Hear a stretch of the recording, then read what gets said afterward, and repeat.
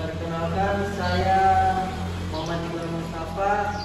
Saya tinggal di Perkamil, Mohon 19, lingkungan 5.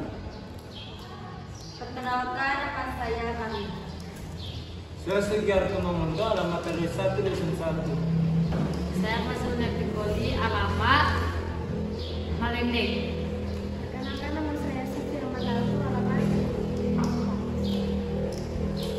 Baik, nah sebelum kita mulai pembelajaran, untuk ketua kelas diharapkan untuk pimpin doa.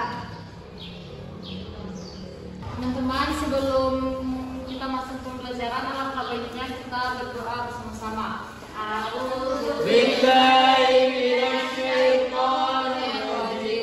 Bismillahirrahmanirrahim. Rabbi zidni ilman warzuqni fahman bi rahmatika ya arhamar rahimin. Amin.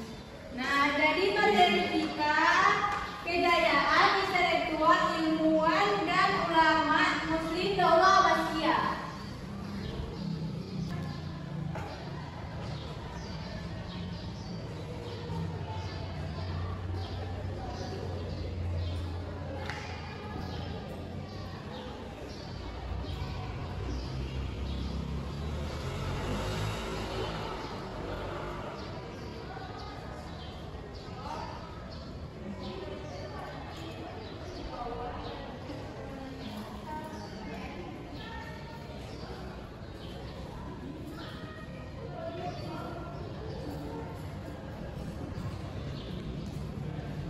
Tujuan pembelajaran kita, peserta didik mampu menjelaskan kejayaan intelektual, ilmuwan dan ulama Muslim Daulah Abbasiyah.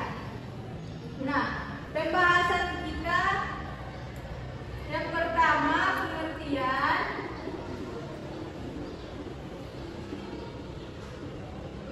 ini ya, anak-anak. Nah, yang kedua ciri-ciri kejayaan.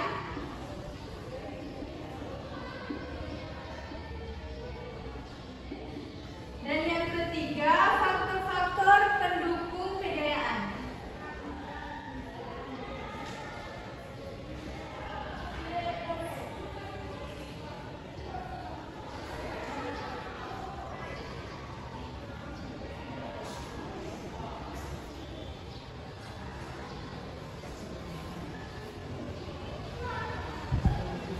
Kita masuk ke pembahasan pertama, pengertian kejayaan intelektual ulama Muslim Daulah Abbasiyah.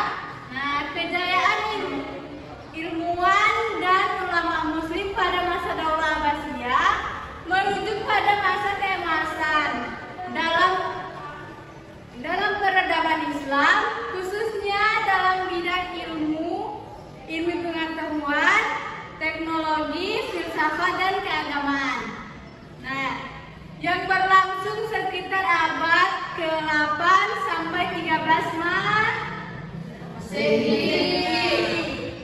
Pada masa ini kegiatan intelektual berkembang pesat berkat dukungan Khalifah Abbasiyah terhadap ilmu pengetahuan dan para cendekiawan dari berbagai latar belakang. Nah, kita masuk ke pembahasan yang kedua, ciri-ciri kejayaan ilmuwan dan ulama Muslim masa Abbasiyah.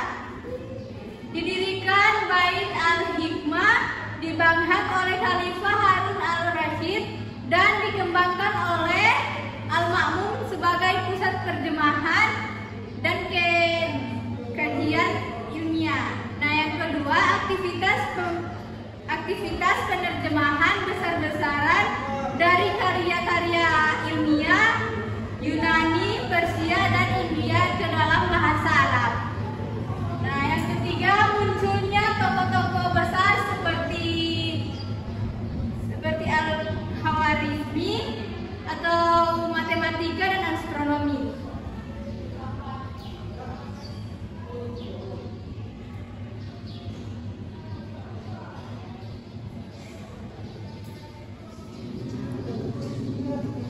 Kita masuk ke pembahasan yang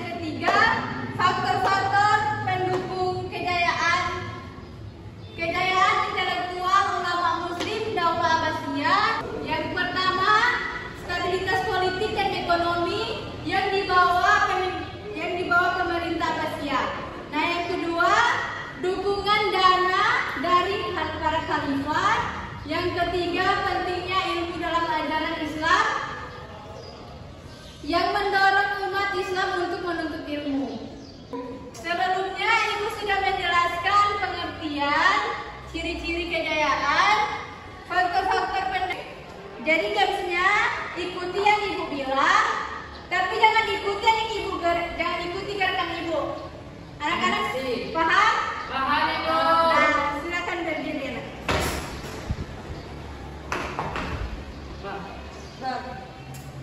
Kita lihat sama-sama melihat siapa yang salah ya. Kita cari 3 orang. Pegang telinga. Madina maju. Kamu salah. 2 orang lagi ya. Pegang hidung. Pegang mata. Pegang telinga. Pegang mulut. Pegang dahi.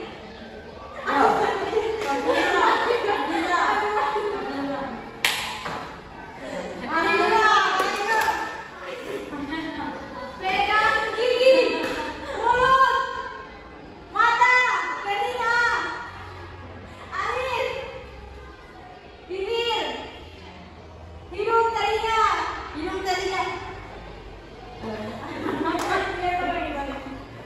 Pegang kaki. Pegang rambut.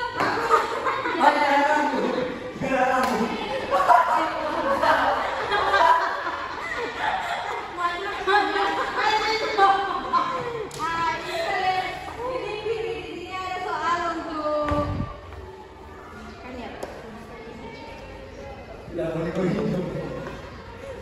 Guru apa ini?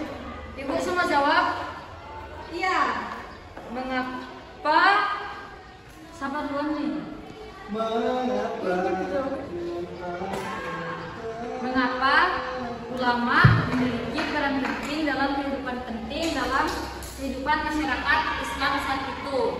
Nah, kalau menurut saya Ibu mendengar dari apa yang Ibu jelaskan tadi, dia karena pada masa itu belum banyak umat Islam, jadi ulama-ulama itu sangat diperlukan pada masa itu, sangat penting. Kemudian mereka juga menjadi salah satu faktor pendukung kejayaan atau majunya Daulah Abbasiyah. Ya. Untuk Fajar, terima kasih telah menjawab dengan benar dan tepat. Silakan duduk Fajar. Kasih Untuk teman-teman, berikan aplaus untuk Fajar. Ya. Vamos. Apa saja? Nah, untuk apa saja faktor yang membuat Daulah Abbasiyah menjadi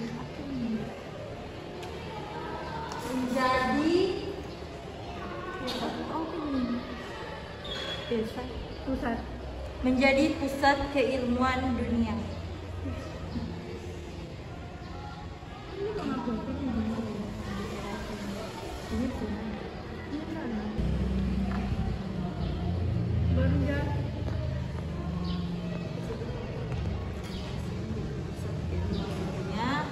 Itu yang pertama, toleransi dan keterbukaan terhadap faktor yang membuat Daulah Abbasiyah menjadi pusat keilmuan dunia.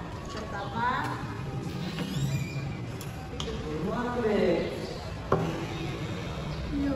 toleransi dan keterbukaan terhadap ilmu asing, dukungan dana dan patronas dari para khalifah, pentingnya ilmu dalam ajaran Islam yang mendorong umat Islam untuk menuntut ilmu. Terima kasih, kita beri aplaus untuk Mamina. Dari Bukan pilih salah satu ilmuwan muslim dan jelaskan kontribusinya.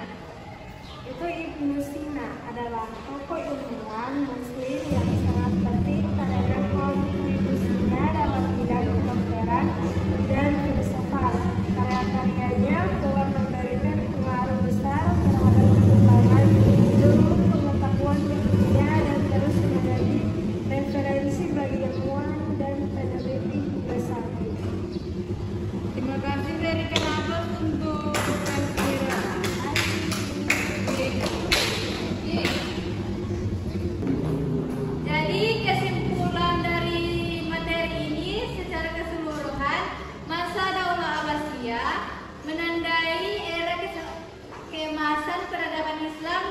mana ilmu pengetahuan berkembang pesat berkat dukungan politik, semangat ilmuwan, dan keterbukaan terhadap pengetahuan asing yang sering melalui spesifik Islam. Warisan intelektual dari masa ini menjadi fondasi penting bagi perkembangan ilmu pengetahuan di dunia, termasuk di Barat. Itulah pertemuan kita pada hari ini. Sampai berjumpa di pertemuan minggu depan. Jadi sebelum kita tutup, mari sama-sama kita melafazkan hamdalah. Alhamdulillah.